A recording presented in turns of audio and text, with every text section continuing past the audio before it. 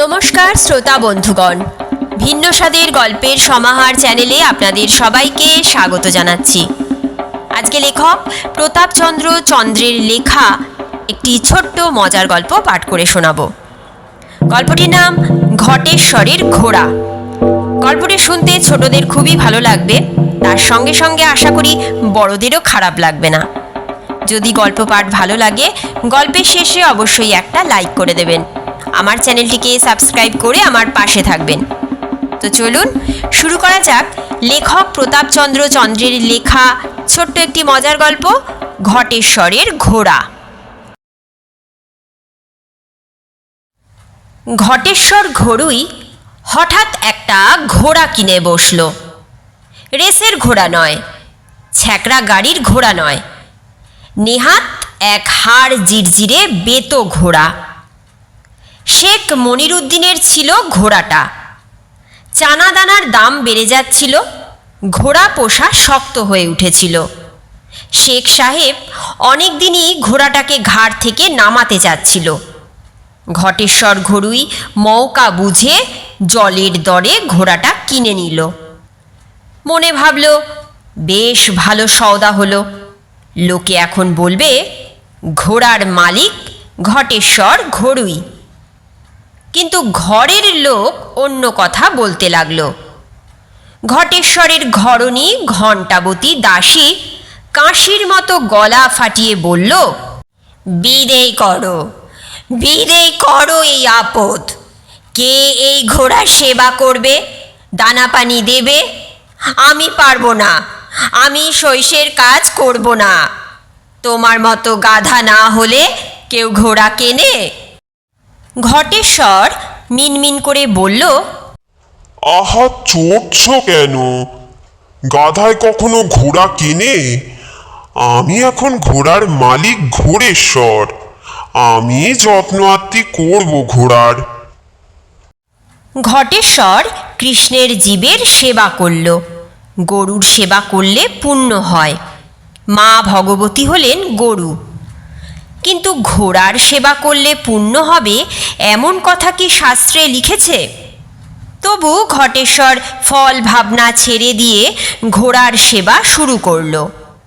বাড়ির সামনে উঠানে গাছের তলায় বাঁশ দড়ি দিয়ে সে একটা আস্তাবল বানালো। তার মাথায় গোলপাতার ছাউনি, চারদিক খোলা। তা থেকে ঘোড়াটা রোদ্দুরের হাত থেকে তো বাঁচল। ঘটেশ্বর নিজের হাতে ঘোড়াকে দানা পানি দিল, দলাই মলাই করল। কিন্তু ঘোড়াটা নিমক না খেলেও নিমক হারাম। সে রাত নেই দিন নেই, যখন তখন চি করে ডাক পেরে গৃহস্থের শান্তি ভঙ্গ করত। কেউ কাছে এলেই সে পিছনের পা ছুঁড়ে লাথি চালাতো। পিছনের দিকে কেউ দাঁড়ালে তার রক্ষা নেই, ঘোড়ার লাথি তাকে খেতেই হবে। এমনকি মালিক বলে সে ঘটেশ্বরকেও ছাড়ল না। ঘোড়ার লাথি খেয়ে পা না ভাঙলেও ব্যথা কমাতে ঘটেশ্বরকে কদিন বিছানা নিতে হয়েছিল। তবু ঘটেশ্বরের গর্ব, সে একজন ঘোড়েশ্বর, অর্থাৎ কিনা ঘোড়ার মালিক। সে মাঝে মাঝে ঘোড়ার পিঠে চড়ে পাড়া বেরিয়ে আসত। হোক না বেতো ঘোড়া, ঘোড়া তো বটে, গাধাও নয়, খচ্চর নয়, ছাগল নয়, পক্ষীরাজের বংশধর। এই চিন্তায় ঘটেশ্বরের বুক গর্বে ফুলে উঠত। একদিন হয়েছে কি, ঘোড়াটা একটা কাঁটা গাছের ঝোপ দেখে হাই জাম্প করতে গিয়ে পিঠ থেকে মালিককে ফেলে দিল। সারা গায়ে কাঁটা ফুটে, কাপড় ছিঁড়ে রক্তারক্তি হয়ে সে এক কেলেঙ্কারি কাণ্ড। ঘোড়াটার সেদিকে ভ্রুক্ষেপ ছিল না। সে নির্লজ্জের মতো পাশের ক্ষেতে টাটকা সবজি চিবোতে লাগলো।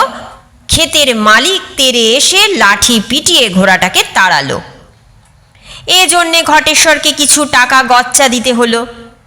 এর ওপর ছিল ঘাস শোকাবার জন্য ওষুধের দাম। ঘটেশ্বর রেগে গেল। একটা চাবুক তৈরি করে সে ঘোড়াটাকে বেধড়ক পেটালো।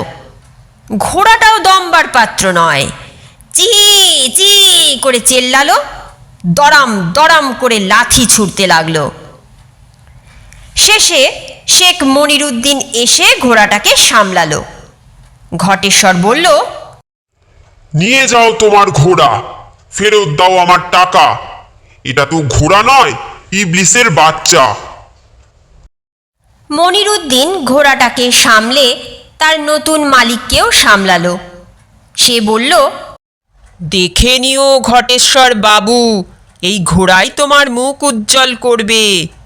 একে ছাড়তে আমার প্রাণ চায়নি, নেহাত খরচার ভয়ে ওকে বেচেছি। একে আর একটু যত্ন আত্তি করো, তখন আল্লাহই তোমায় দয়া করবেন। অগত্যা ঘটেশ্বর কি করে, সে বাধ্য হয়ে ঘোড়াটার যত্ন আত্তির মাত্রা বাড়িয়ে দিল। দানা পানি বেড়ে গেল, দলাই মলাই বাড়ল। সত্যি ঘোড়াটাও যেন অনেকটা দুরস্ত হলো। সে নতুন মনিবকে যেন চিনে ফেলল। তাকে দেখলে আর লাথি ছুটত না, বরং চি করে খুশি জানাতো।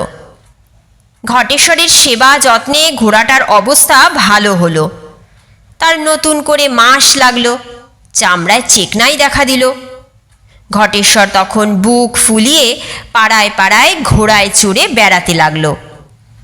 লোকে বলতে লাগলো, ঘটেশ্বরের ঘটে অনেক টাকা জমেছে, নইলে এই মাংনার বাজারে লোকটা ঘোড়ায় চড়ে, এইবার সে নিশ্চয় মোটর হাঁকাবে। লোকের মুখে এই সব কথাই কাল হলো। ঘটেশ্বর বড়লোক, তার ঘটে অনেক টাকা জমেছে, এই গুজব লোকে মুখে মুখে ছড়িয়ে পড়ল। আর এই কথায় বিশ্বাস করে একদিন ঘটেশ্বরের বাড়ি ডাকাত পড়ল। ঘটেশ্বর সবে ঘুমিয়েছে, এমন সময়ে বোমা আর বন্দুকের আওয়াজে তার ঘুম ভেঙে গেল। বাড়ির বাইরে চেঁচামেচি শুনে সে জানলার ফাঁক দিয়ে দেখে কটা সন্ডাগুন্ডা লোক বন্দুক হাতে টর্চ জেলে উঠোনে জটলা করছিল। একজন দরজা ভাঙবার চেষ্টা করছিল। দমাদ্দম আওয়াজ ছাপিয়ে ঘণ্টাবতী দাসীর কাঁসির মতো গলা আর্তনাদ করে উঠল। পাড়ার লোক ভয়ে কেউ টু শব্দ করল না। ডাকাত সর্দার আস্তাবলের পাশে দাঁড়িয়ে চিৎকার করে বলল, এই এই যা কিছু ধনরত্ন আছে এক্ষুনি বের করে দে, নইলে তোদের সব কটার গর্দান নেব। ঘটেশ্বর কাঁদো কাঁদো হয়ে বলল, আমার বাড়িতে কোনো ধনরত্ন নেই বাবা, মিথ্যে তোমাদের চেষ্টা। আমি ধনী নই বাবা, এবার আমাকে রেহাই দাও। সর্দার বলল, মিথ্যে কথা বলার জায়গা পাসনি? এই মাগ্গি গন্ডার বাজারে তুই ঘোড়ায় চড়ে বেড়াচ্ছিস আর বলছিস তোর ধনরত্ন নেই? খোল দরজা, নইলে গুলি করে মারব। সর্দার দুরুম করে বন্দুক ছুড়ল। এমন সময় একটা অঘটন ঘটল। ঘটেশ্বরের ঘোড়া চি চি করে আকাশ বাতাস কাঁপাতে লাগলো। এলো পাথারি লাথি ছুড়ল। জোড়া পায়ের একটা লাথি সজোরে ডাকাত সর্দারের পায়ে লাগতেই লোকটা দড়াম করে পড়ে গেল। বাপরে মারে করে সে চিৎকার করল। হাতের বন্দুক ছিটকে পড়ল। ঘোড়াটাও চিহি চিহি করতে লাগলো। সর্দারের এক সঙ্গী তাকে যেই তুলতে এসেছে, অমনি ঘোড়াটা তাকেও এলো পাথারি লাথি মারতে লাগলো। লোকটাও বাপ বাপ বলে ধরাশায়ী হলো। বেগতিক দেখে অন্য ডাকাতেরা সঙ্গীদের ফেলে চম্পট দিল। এই শোরগোলে পাড়ার লোকের টনক পড়ল। তারা লাঠি সোঁটা লণ্ঠন নিয়ে তেড়ে এলো। ঘটেশ্বর ভরসা পেয়ে ডান্ডা হাতে বেরিয়ে এলো। ডাকাত সর্দার আর তার সঙ্গী যন্ত্রণায় কাতরাচ্ছিল। ঘটেশ্বর তাদের ওপরেই দমাদ্দম লাঠি মারতে লাগলো। সে দুটোকে আধমরা করে সকলে তাদের থানায় ধরিয়ে দেবার জন্যে নিয়ে গেল। সকলে ঘোড়াটাকে ধন্য ধন্য করতে লাগলো। ঘোড়ার লাথির জোরেই ডাকাতগুলো ঘায়েল হয়ে ধরা পড়ল। গাঁয়ের লোক ঘোড়ার গলায় 5 ফুলের মালা জড়িয়ে তার কপালে সিঁদুর মাখিয়ে ঘোড়াকে নিয়ে শোভাযাত্রা করে পথে পথে ঘুরে বেড়ালো। সবাই বলল, এ তো যে সে ঘোড়া নয়, একেবারে সমুদ্র মন্থন থেকে ওঠা ইন্দ্রের বাহন উচ্চৈঃশ্রবার অবতার। এ হলো ঘটকেশ্বর। ঘটেশ্বর ঘরণী ঘণ্টা দেবী আজকাল প্রতিদিন ঘোড়াকে পুজো না করে জল খায় না। আজকের মতন গল্প পাঠ এখানেই শেষ হচ্ছে। গল্প পাঠ যদি এতটুকুও ভালো লেগে থাকে তবে অবশ্যই একটা লাইক করে দেবেন। আমার চ্যানেলটিকে সাবস্ক্রাইব করে আমার পাশে থাকবেন, যাতে ভিন্ন ভিন্ন স্বাদের বিভিন্ন ধরনের গল্প নিয়ে আপনাদের সামনে হাজির হতে পারি। আপনারা খুব ভালো থাকবেন, সুস্থ থাকবেন এবং সাবধানে থাকবেন। নতুন একটি দিনে নতুন একটি গল্প নিয়ে আবার আমি আপনাদের সামনে হাজির হব।